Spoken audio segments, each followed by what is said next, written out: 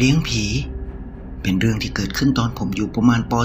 .4 เป็นเรื่องแปลกประหลาดที่เกิดขึ้นกับเพื่อนของผมคนหนึ่งเป็นเรื่องที่น่ากลัวด้วยเพื่อเป็นกำลังใจให้ช่องไทยสารแหน่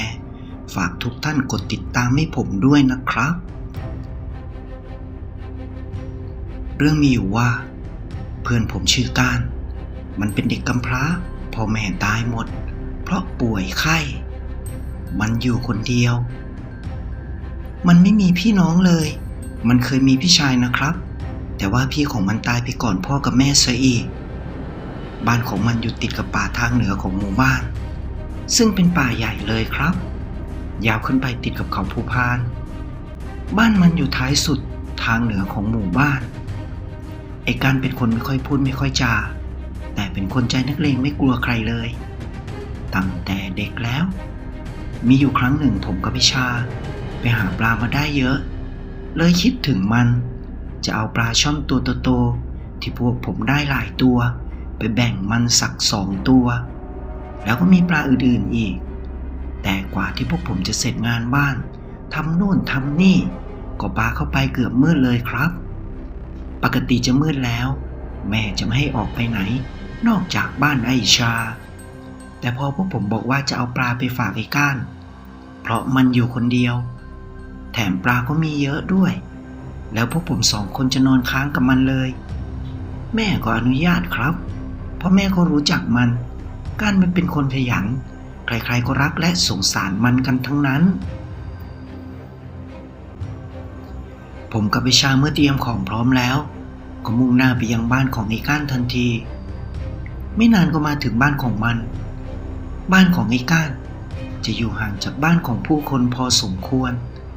ทางไปก็ดูครึ้มๆรกๆบรรยากาศทั่วไปดูน่ากลัว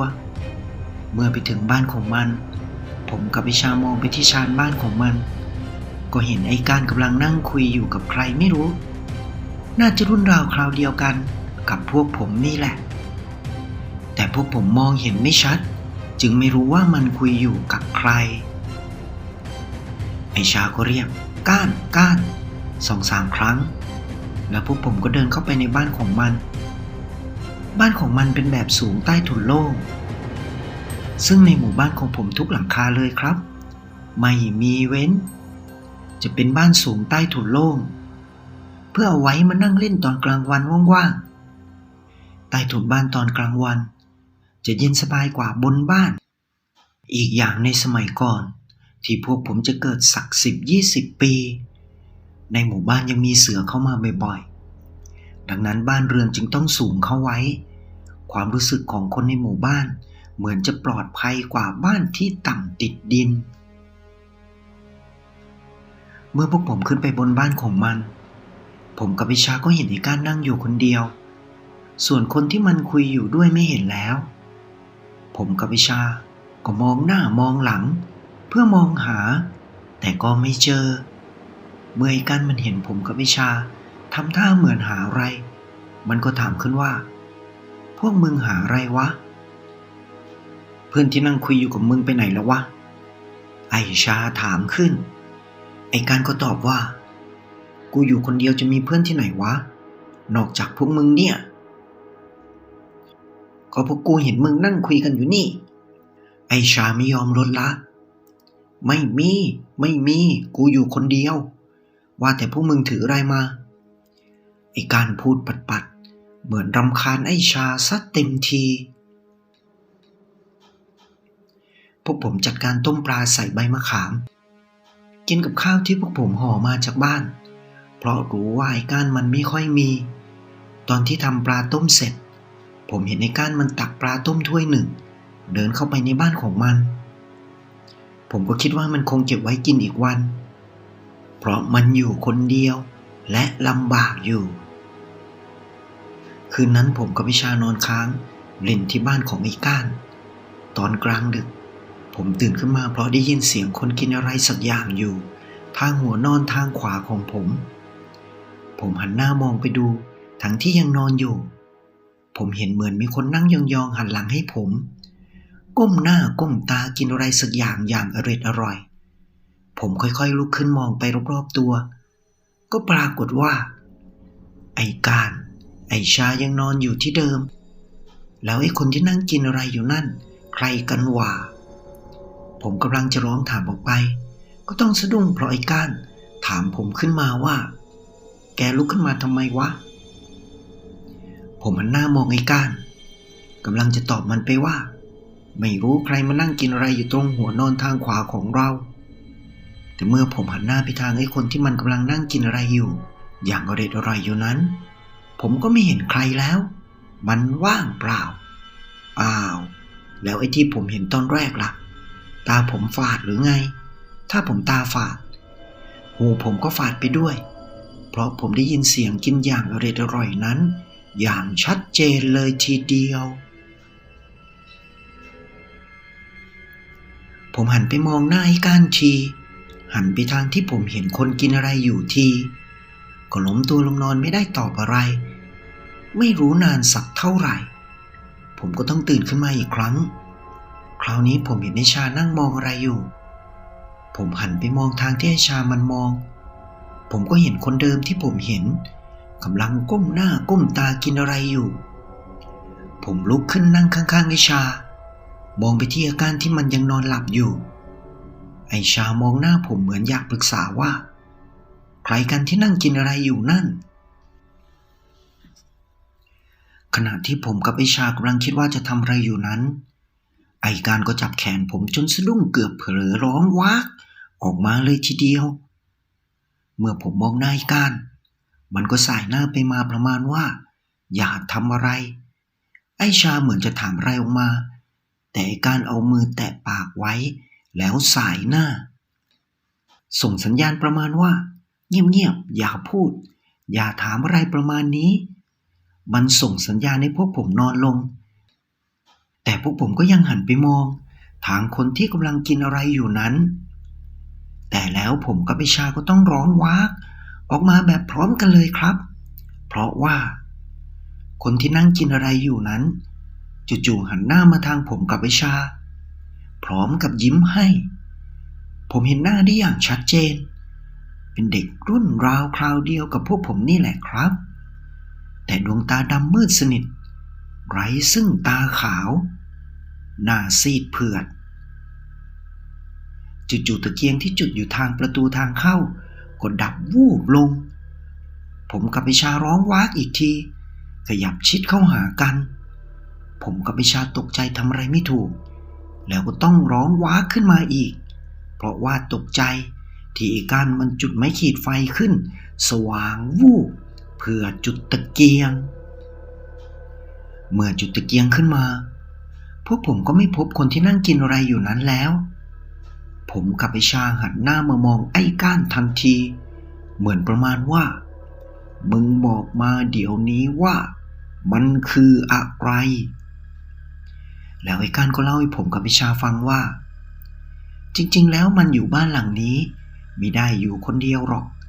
มันอยู่กับพี่ชายของมันพี่มันที่ตายไปแล้วไม่ได้ไปไหนจะออกมาเล่นกับมันตลอดตั้งแต่พ่อแม่ของมันยังมีชีวิตอยู่จนเสียชีวิตไปพี่ชายของมันจะออกมาหามันตลอดพูดคุยเหมือนคนธรรมดากินข้าวกินปลากับมันเหมือนคนทั่วไปและที่ผมกับวิชามาหามันเมื่อเย็นวานพี่ของมันยังไม่ได้กินอะไรมันเลยตักแกงถ้วยหนึ่งเอาไว้ให้พี่ชายของมันกินไอ้ก้านยังบอกอีกว่าเรียนจบป.6 พี่ชายของมันจะพามันไปหาที่อยู่ใหม่ที่ดีกว่าที่ใหม่จะทำให้ไอ้ก้านไม่ลำบากและมีความเป็นอยู่ที่ดีขึ้นกว่าที่มันเป็นอยู่นี้